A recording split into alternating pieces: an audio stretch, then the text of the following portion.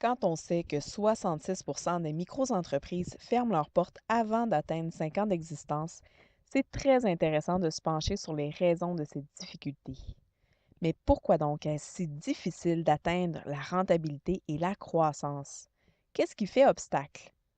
Vous-même, vous êtes-vous déjà dit, je mets tellement de temps, tellement d'efforts, d'argent et ça ne donne rien. Qu'est-ce que je fais de pas correct? Pourquoi ça ne marche pas bien? Le réflexe, quand ça ne va pas comme on veut, c'est de regarder ce qu'on fait, les moyens qu'on prend. Puis là, on cherche d'autres moyens à essayer et on se croise les doigts que ça va mieux marcher cette fois-ci. Est-ce ma page Facebook? Ou est-ce c'est des clients que je distribue qui ne sont pas bons? Ou mon site web qui ne marche pas bien? Mais la réponse, et surtout la clé du succès, ça ne réside pas dans les moyens que vous prenez pour vous faire connaître. Non.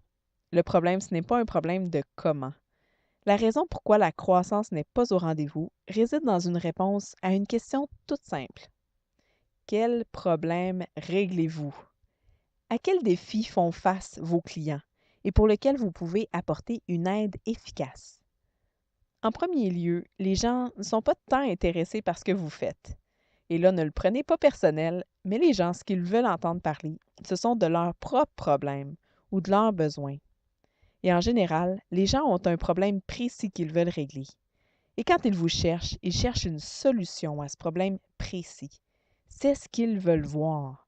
C'est après seulement, une fois qu'ils voient que vous pouvez régler leurs problèmes, qu'ils vont vouloir connaître les détails.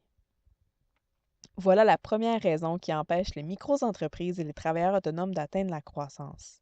Ils présentent des produits et des services extraordinaires, mais sans faire valoir qu'ils offrent une solution à un problème. La deuxième raison qui empêche les travailleurs autonomes et les micro-entreprises d'atteindre la croissance est l'absence d'un système efficace pour faire du développement d'affaires. Ah ah, développement d'affaires!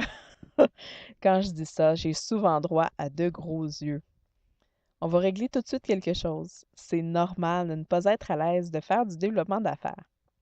Que vous soyez naturopathe ou que vous enseignez le yoga ou que vous vendiez des produits santé, vous êtes bon dans votre domaine.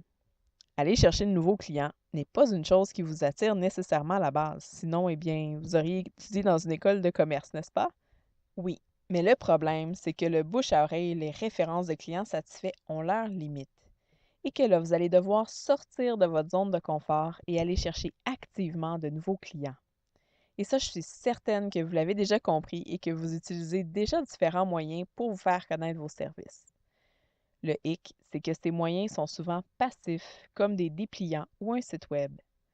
Maintenant, vous savez, grâce aux points qu'on vient d'aborder avant, comment les rendre plus efficaces. Là, on va parler de ce qui cause vraiment problème dans le développement d'affaires. Les contacts directs, soit en personne, soit par téléphone.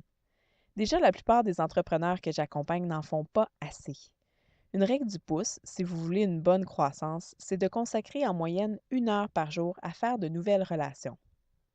Ensuite, pour ces nouvelles relations, vous devez vous assurer de faire un suivi efficace pour vous assurer qu'elles deviennent éventuellement vos clients ou des partenaires d'affaires.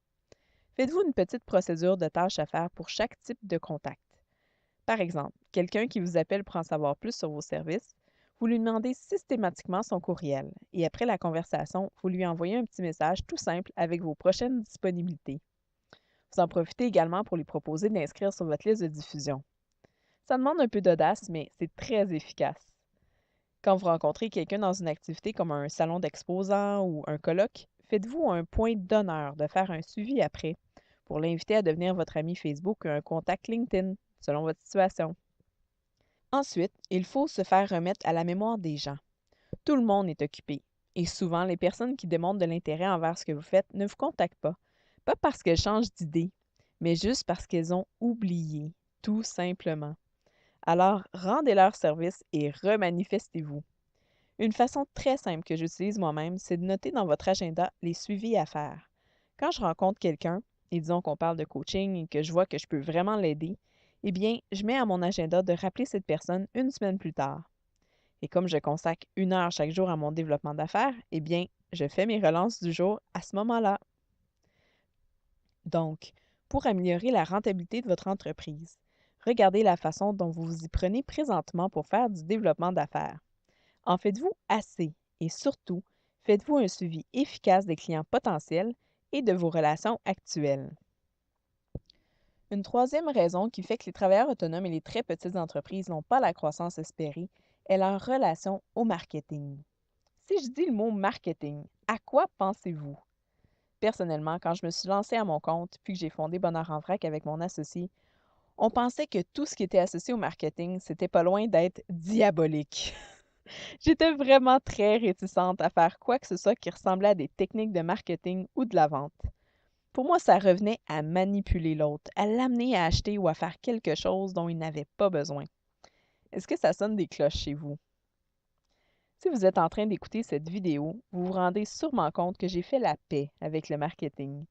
Un des grands moments aha de ma vie d'entrepreneur, c'est quand j'ai enfin compris que les différentes techniques de marketing me permettaient d'être plus efficace. Oui, ça me permet d'aider à toucher plus facilement et rapidement nos clients potentiels, les gens qu'on peut vraiment aider. Et le marketing me permet de présenter ce que je fais de manière à ce que la personne que je peux aider se reconnaisse vraiment clairement. Et la personne que je ne peux pas aider, eh bien, elle décroche vite fait, ce qui nous évite à tous deux de perdre notre temps et notre énergie. Même en étant une personne de cœur, utiliser des techniques de vente ne revient pas à renoncer à vos valeurs profondes ou à renier vos convictions. Se réconcilier avec le marketing, c'est tout simplement un cadeau qu'on se fait, qui permet de gagner beaucoup de temps et aussi d'avoir des clients que vous allez pouvoir desservir au mieux. Donc, je vous invite aussi à vous réconcilier avec le marketing si vous voulez faire croître votre entreprise. La quatrième raison qui freine la croissance des petites entreprises et des travailleurs autonomes est la façon même dont ils font des revenus. Quand vous êtes à votre compte, vous devez avoir des clients qui achètent vos produits ou vos services. Et vous devez avoir une marge de profit suffisante pour pouvoir couvrir vos frais. C'est la base. Pour assurer votre croissance, vous pouvez vendre plus cher, et c'est ce que plusieurs coachs d'affaires vont promouvoir comme technique pour faire davantage de revenus. Mais augmenter ses prix n'est pas vraiment une solution de croissance sur le long terme. Ce qu'il faut, c'est développer une relation à long terme avec vos clients. Et pour ça, il vaut mieux charger le juste prix. Un prix avec lequel vous vous sentez vraiment à l'aise et qui convient aussi à vos clients sur le long terme. Et pour vendre sur le long terme aux mêmes clients, vous devez aussi diversifier votre offre de services ou de produits pour que vous soyez une aide pertinente pendant longtemps, tout au long de son cheminement. Prenons par exemple une professionnelle qui reçoit des clients en consultation. Commencez par offrir des tarifs justes et attrayants.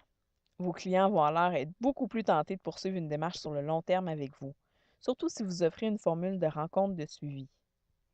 Puis, pensez à tout ce dont votre client a besoin suite à vos consultations avec vous. Peut-être un livret d'exercices ou des ateliers ou un webinaire de formation en ligne. Vous pourriez aussi vendre certains produits qu'il est difficile de se procurer pour le client, mais qui pourraient l'aider beaucoup. Donc, pour améliorer la rentabilité de votre entreprise, regardez votre relation à vos clients. Misez-vous sur une relation à long terme dans laquelle vous créez un attachement réciproque. Vos prix sont-ils justes et structurés de manière à ce qu'un client ait le goût et les moyens de continuer à faire avec vous et de vous amener plein d'autres clients? Et pouvez-vous aider davantage vos clients en leur proposant d'autres services ou d'autres produits? Finalement, la cinquième raison qui fait que les très petites entreprises et les travailleurs autonomes n'ont pas la croissance qu'ils devraient avoir, qu'ils n'ont pas de plan stratégique. Quand je rencontre un entrepreneur, je lui demande souvent c'est quoi ses objectifs d'affaires pour cette année. Même si c'est une question toute simple, il peut me répondre précisément. Souvent, l'objectif va se résumer à un chiffre d'affaires. Alors, je demande comment allez-vous vous y prendre pour y arriver? Eh bien là, c'est encore plus difficile de me répondre. Et là, je suis quasi certaine qu'ils ne vont pas y arriver. Si je peux affirmer ça, c'est pas parce que je suis pessimiste. C'est parce que je suis une coach d'affaires spécialisée dans l'accompagnement des travailleurs autonomes et des chefs de micro-entreprises depuis plusieurs années déjà, et j'ai vu défiler devant moi de nombreux professionnels passionnés par ce qu'ils faisaient, mais qui n'arrivaient pas à faire croître leur entreprise, tout simplement parce qu'ils n'avaient pas défini d'objectifs ni de plan d'action efficace. Avancer en affaires sans avoir d'objectif ou de plan, c'est comme choisir d'errer au gré du vent. Quand on se fixe des objectifs et qu'on se fait un plan avec des moyens concrets à mettre en place pour atteindre ces objectifs, on doit prendre des décisions.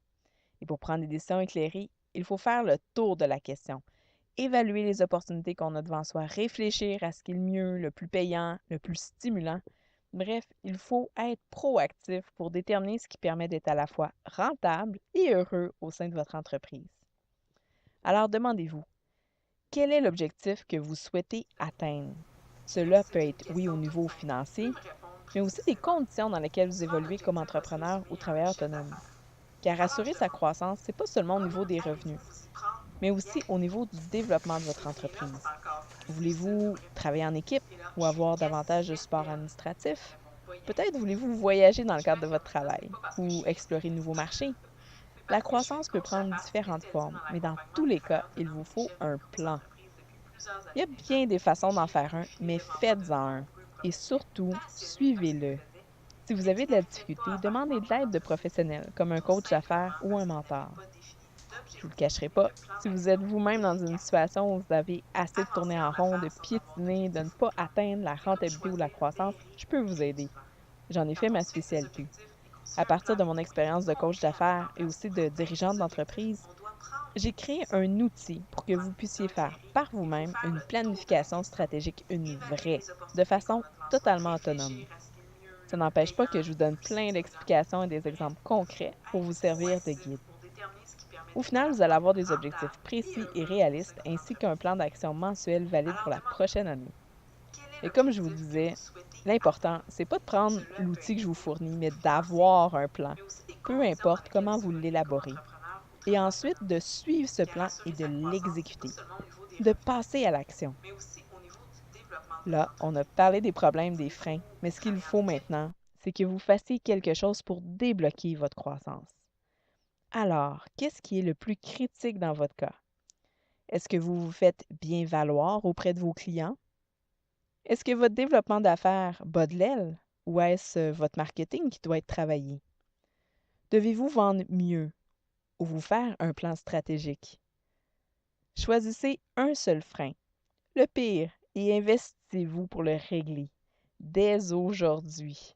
Posez un premier pas. Merci de votre écoute et bon succès!